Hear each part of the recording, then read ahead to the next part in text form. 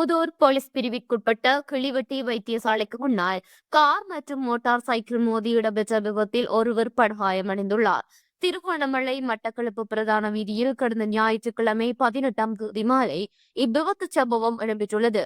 விபத்தில் மோட்டார் சைக்கிளில் பயணித்த கிளிவெட்டி பாரதிபுரத்தைச் சேர்ந்த 68 வயதுடைய நபர் படுகாயமடைந்து கிளிவெட்டி பிரதேச வைத்தியசாலையில் அனுமதிக்கப்பட்டு மேலதிக சிகிச்சைகளுக்காக மூதூர் தள வைத்தியசாலைக்கு மாற்றப்பட்டுள்ளார். விபத்து தொடர்பான மேலதிக விசாரணைகளை மூதூர் போலீசார் முன்னெடுத்துள்ளனர்.